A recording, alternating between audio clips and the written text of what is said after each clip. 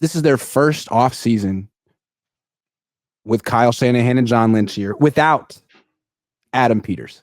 And Adam Peters clearly had a big function in the organization. He just got hired as the Washington Commanders general manager. He was a scout. He knows the players. He's connected in the league. He gave the Niners a tremendous resource. He's gone.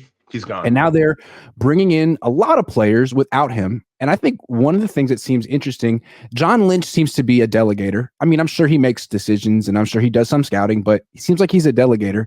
Maybe in the past he delegated a lot to Peters. This year, it seems to me like he's delegating a lot to coaches, particularly on defense, people who know Brandon Staley, which may be a smart decision on John Lynch's part. Maybe he doesn't quite, I don't know what's going on in that front office, but it does seem like they have a different way of picking players this year. What do you think?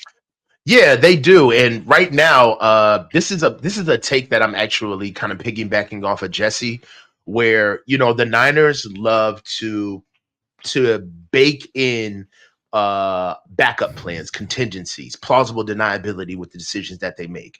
There's not a lot of times where they just make a decision and they ride with it.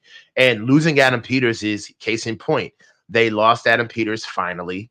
It was kind of something that we all saw that was moving in that direction. And then they replaced him with Tariq Ahmad and RJ Gillen, who were prior pro personnel, college and pro scouts. So they took two guys to get together to replace Adam Peters. Now, I understand that styles make fights. We don't have the same price tag or budget to go out and go get the players that another team would. But it is something to pay attention to with the types of players that it seems as though that Adam Peters had his name on, that he would get and bring into the organization, and to pay attention to what John is doing now when he's delegating, because right about now, for all intents and purposes, he's kind of flying solo. Like, he's not Martin Mayhew's not in the building anymore. Adam Peters is gone. He's got these other two scouts that he's uplifted. So really, it's on John. And I think that this is a section of the offseason where we've gotten a little spoiled with having so many names and guys that we know inside of the front office handling business. But this would be the first time where, as far as our offseason is concerned, this is really a John and a Kyle affair. This is them. Yeah, and it seems like that's an effective strategy for free agency. I mean, you can ask your position coaches, who do you like? Brandon Staley's worked with these guys, some of them. So that's great. What about the draft? It's going to be interesting to see how John Lynch does without Adam Peters in the draft, because I don't think you really want to lean on Kyle Shanahan for that. I don't know about Brandon Staley. It seems like this is where you need your director of scouting and your scouts to trust. You need to trust them. You need to let them do their job, and you need to trust them. Okay, well, let me ask you this, Ig. Like, for what it seems, every time we go through the draft, there seems to be this disjointed narrative that we seem to just sweep away, right? And every draft, there's always, well, Kyle always wants his guy in the third round, i.e. a running back. Or, in the very first couple of rounds, these are the things that we capitulate to John and Kyle for what they need. But then we use the rest of the draft to kind of explain away the high draft picks that they know are not going to work for them, and that we're going to get developmental guys on the back end to bring them up. I mean, was Fred Warner an Adam Peters pick? Was George Kittle an Adam Peters pick? You would think that going back into our draft, since we've been here the last 8 years, they have whiffed on a lot of early first and second day picks. All of the guys that seem to really hit for the Niners are our day 3 picks. And at first, it was kind of funny. We would make jokes about it. But now that certain guys are leaving the organization, and if you've ever been inside of an organization where it goes from a top-down perspective, usually boss man, he gets to make the first calls, right? Not even a draft, but just in anything. Your boss is going to make the first or two situations on the task. But once you kind of get the hang of it, he leaves managerial staff and everybody else to kind of handle the rest of the endeavor. In this case, it would be the draft. So it's coincidental that it seems as though that we don't really hit in the front end of our draft, where you would think guys like John, Kyle, ownership would really have their hands on high price assets and picks.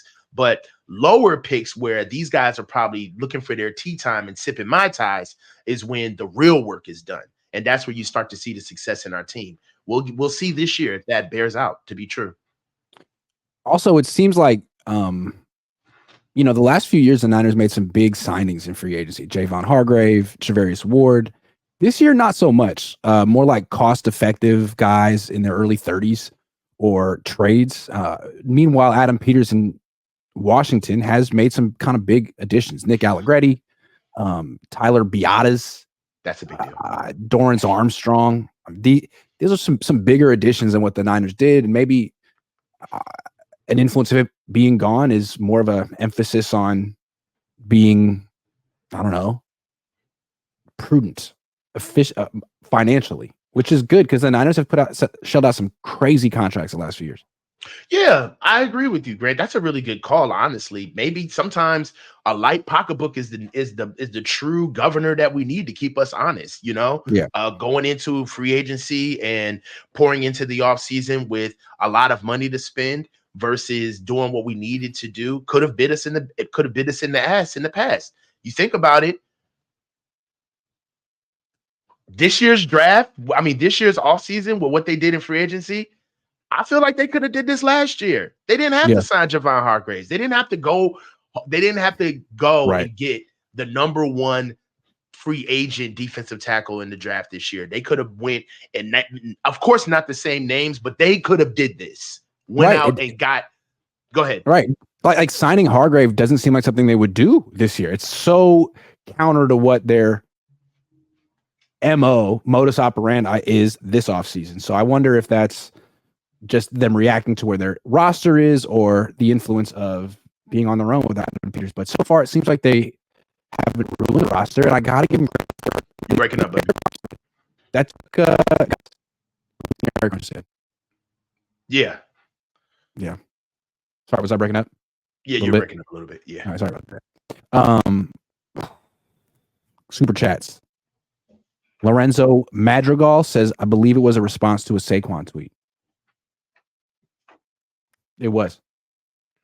SF Bay Drummer says, that means you guys would ask Shohei Otani for betting advice. Bad look for Shohei. You don't know about that? Shohei's killing, man. Shohei's, he's making like $700 million, isn't he? Oh, you don't know? No. Oh, you should look that up. I'm not going to talk about it. You should look that up. All right, I'm looking up. You should look that up. All right. You missed this. Oh, this is great. He doesn't know. He doesn't know about what happened today. With Shohei, yesterday. It happened yesterday. You have no idea. It's gonna blow his mind. We all get to watch the coach learn the news about Shohei Otani in real time. Watch. This is great. Google it. Shohei. What is he in the news for? What did he do? Just don't say it. Just react, and then we'll move on.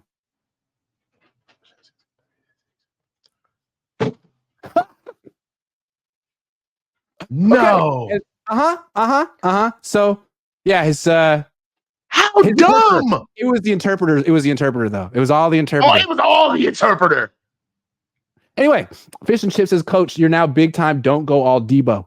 I'm not going. Yo, look, I got my first sponsor, but it's same. It's all me, man. It's the same OG, baby. I'm not changing. I like getting your real time reaction. That was great.